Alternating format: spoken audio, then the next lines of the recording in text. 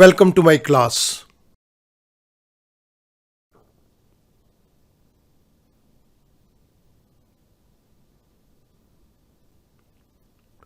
The Indian Contract Act 1872. Agency by Ratification. This is lecture number 118. Let's move on to the topic of agency by ratification. Creation of agency. An agency may be created in any of the following methods. एक agency को नीचे दिए गए methods के accordingly हम create कर सकते हैं. The first one is expressly, second one is impliedly, the third one is by estoppel, the fourth one is by necessity. Student, हमने एजेंसी को क्रिएट करने के लिए ये चार मेथड अपनी प्रीवियस वीडियो के अंदर डिस्कस किए हैं. इस पर्टिकुलर वीडियो लेक्चर के अंदर मैं एजेंसी बाय रेटिफिकेशन को टेकअप करूंगा. क्योंकि ये एक लेंथी पॉइंट था तो इसके लिए एक सेपरेट वीडियो को बनाया गया है. Let's start with the topic of agency by ratification. Agency by ratification. Ratification means subsequent acceptance and adoption of an act by the principal originally done by the agent without authority. Agency business के अंदर agent ने कोई काम बिना authority के कर दिया, लेकिन बाद में प्रिंसिपल ने उसके अनऑथराइज एक्ट को एक्सेप्ट कर लिया और अडॉप्ट कर लिया, तो हम इसे नाम देते हैं ratification. So this is agency by ratification. Effect of ratification. इस रेटिफिकेशन का क्या इफेक्ट होगा? The effect of ratification is to render the acts done by one person, that is agent, on behalf of another, that is principal, without his knowledge or authority, binding on the other person as if they had been performed by his authority. Ratification का effect, agent ने कुछ काम principal के behalf पर principal की knowledge या authority के बिना किए हैं, लेकिन प्रिंसिपल उन कामों के लिए अपने आप को जिम्मेदार मान लेता है और जैसे कि ये काम अथॉरिटी के अंदर ही हैं. So the principal become liable towards the third parties. इसके लिए मैं एक एग्जाम्पल को टेकअप कर रहा हूं. Mister P is principal, mister A is agent. Mister P gives rupees 1 lakh to mister A. Mister P ने 1 लाख रुपया मिस्टर ए को दिया. मिस्टर पी कहता है you can lend rupees 20,000 to 5 persons at 10% per annum and interest is to be paid quarterly. Mister P कहता है कि तुम 5 लोगों को 20,000 रुपया उधार पे दे सकते हो 10% रेट ऑफ इंटरेस्ट के ऊपर, और उसके अंदर इंटरेस्ट क्वार्टरली पे किया जाएगा. सो यहां पर मिस्टर ए को अथॉरिटी मिल गई कि वो 5 लोगों को 20,000 रुपया 10% रेट ऑफ इंटरेस्ट के ऊपर दे सके, और ये इंटरेस्ट क्वार्टरली पे किया जाएगा. क्वार्टरली इंटरेस्ट पर पर्सन को कैलकुलेट करने के लिए हमने यहां पर इस फॉर्मूले को ले लिया. 20,000 multiplied by 10% multiplied by 1 year. This is divided by 100 multiplied by 4. इस फॉर्मूले के अकॉर्डिंगली हमारे पास क्वार्टरली इंटरेस्ट कैलकुलेट हो गया 500. यानी कि जिन 5 लोगों को 20,000 रुपये का लोन दिया जाएगा, ये लोग हर 3 महीने के बाद 500 रुपया इंटरेस्ट पे करेंगे. If Mr. A violates this condition, Mr. P can hold him personally liable to repay money. अगर Mr. A इन कंडीशंस को वायलेट करता है तो प्रिंसिपल उसे पर्सनली लायबल ठहरा सकता है मनी को रिपे करने के लिए. अब यहां पर mister A he lends rupees 1 lakh to only one person at the rate of 20% per annum. Mister A ने 1 लाख रुपया पूरा ही एक व्यक्ति को उधार पे दे दिया 20% रेट ऑफ इंटरेस्ट के ऊपर. अब इसका क्वार्टरली इंटरेस्ट कैलकुलेट किया जाए तो 1 लाख रुपए के ऊपर 20% के हिसाब से 1 साल के अंदर, और इसको 100 से डिवाइड कर दें. क्वार्टरली इंटरेस्ट को कैलकुलेट करने के लिए हमने सेम फार्मूले को यहाँ पे अप्लाई किया, तो यहाँ पर हमारे पास क्वार्टरली इंटरेस्ट 5,000 रुपया आ गया.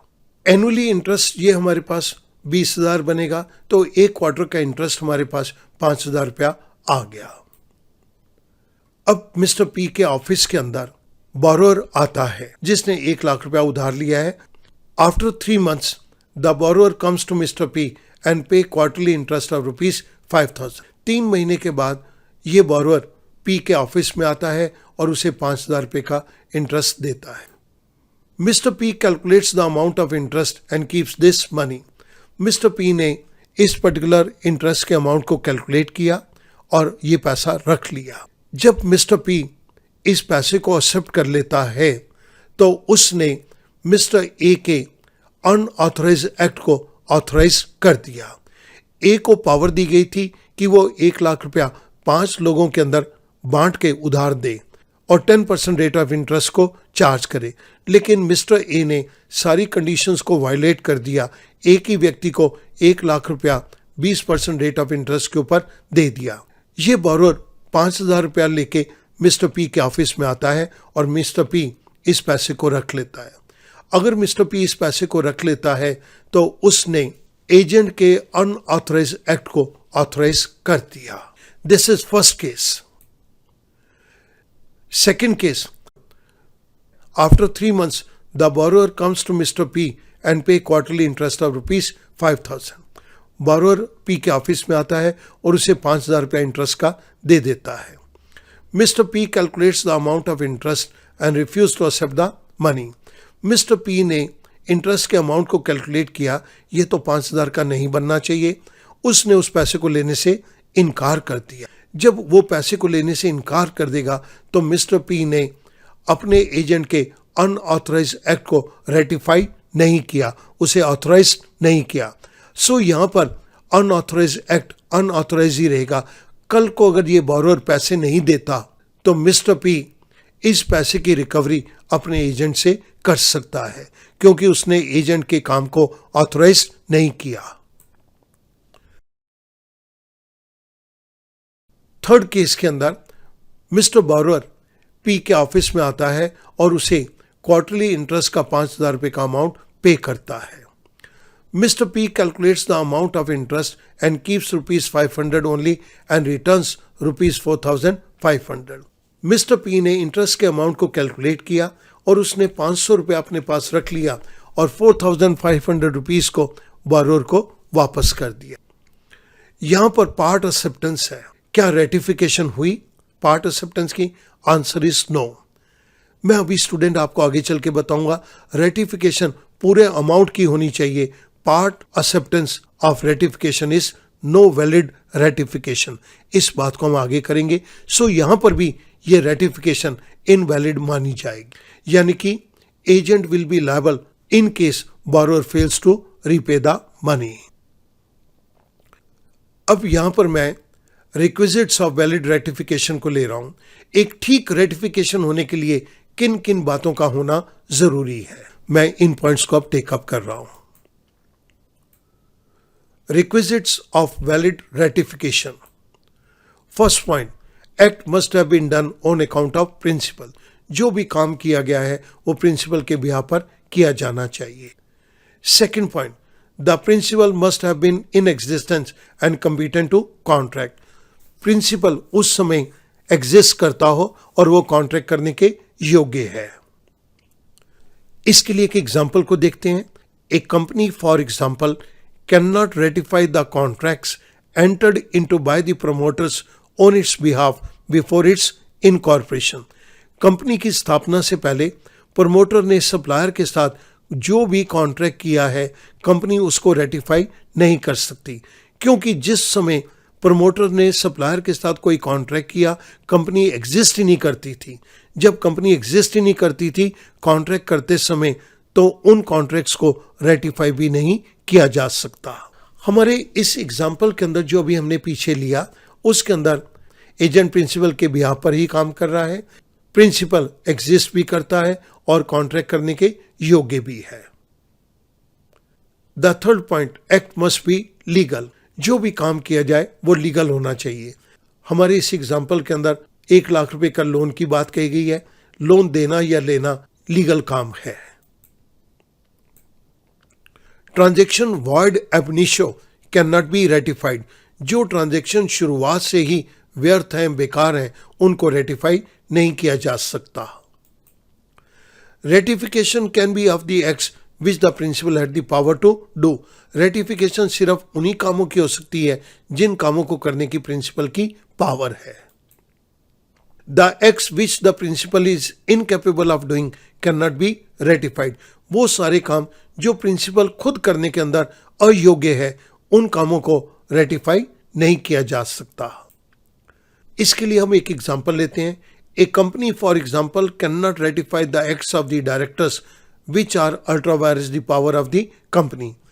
Ultra vires the powers of the company means beyond the legal powers of the company. Directors ने कुछ ऐसे काम कर दिए हैं जो कि कंपनी की पावर के बाहर हैं। इट मीन्स ये काम कंपनी कर ही नहीं सकती थी, कंपनी को ये काम करने के लिए बनाया ही नहीं गया। जो काम कंपनी नहीं कर सकती थी, डायरेक्टर्स ने अगर वो काम कर दिए हैं तो डायरेक्टर्स के उन कामों को बाद में रेटिफाई नहीं किया जा सकता। Fourth point, ratification must be made full knowledge of all the material facts. Material means significant. जब भी अनऑथराइज एक्ट को ऑथराइज किया जाए तो वो काम सिग्निफिकेंट फैक्ट्स की पूरी नॉलेज के साथ किया जाना चाहिए। यहां पर आपने एग्जाम्पल के अंदर देखा, प्रिंसिपल इंटरेस्ट को लेते वक्त इंटरेस्ट को कैलकुलेट कर रहा है और उसे सारे सिग्निफिकेंट फैक्ट्स का पता चल जाता है कि मिस्टर ए ने 1 लाख रुपए का लोन एक ही व्यक्ति को दे दिया है और ये 20% रेट ऑफ इंटरेस्ट के ऊपर दिया गया है। अब प्रिंसिपल चाहे तो इसको एक्सेप्ट करे या रिजेक्ट करे। अगर एक्सेप्ट करता है इंटरेस्ट के अमाउंट को तो ratification is made with full knowledge of all significant facts. Fifth point, ratification must relate the whole act and not to a part of it. Student, यहां पर अब आप अंडरस्टैंड कर सकते हैं कि जब बोरोअर 5,000 रुपया इंटरेस्ट देता है तो प्रिंसिपल ये नहीं कह सकता 500 रुपया इंटरेस्ट मुझे दे दो, बाकी का तुम वापस ले जाओ। अगर रेटिफिकेशन करनी है तो यह रेटिफिकेशन पूरे एक्ट के लिए होगी, पार्ट ऑफ द एक्ट के लिए रेटिफिकेशन नहीं होगी। 6th point, ratification of an act must be made either within the time fixed for this purpose or within reasonable time after the contract was entered into by the agent. If it is made after the expiry of the reasonable time, it will not be valid. जब भी किसी काम की ratification करनी हो तो ये काम या तो फिक्स टाइम के अंदर कर दिया जाए या कॉन्ट्रैक्ट होने के रीजनेबल टाइम के अंदर कर दिया जाए। अगर ये रेटिफिकेशन का काम एक रीजनेबल समय के बीत जाने के बाद किया जाएगा तो रेटिफिकेशन वैलिड नहीं होगी। 7th point, ratification must be communicated to the party who is sought to be bound by the act done by the agent. जब प्रिंसिपल एजेंट के अनऑथराइज एक्ट को ऑथराइज कर दे तो इस बात की जानकारी उस बोरोअर को भी दी जानी चाहिए। 8th point, ratification relates back to the date of the act of the agent. जिस दिन एजेंट ने पैसा उधार दिया है, रेटिफिकेशन उसी डेट से मानी जाएगी। स्टूडेंट, यहां पर हमारे requisites of valid ratification complete होता है। मैं उम्मीद करूंगा इस पर्टिकुलर एग्जाम्पल की मदद से आप इन सभी पॉइंट्स को अब अच्छी तरह से अंडरस्टैंड कर सकते हैं। Thank you very much.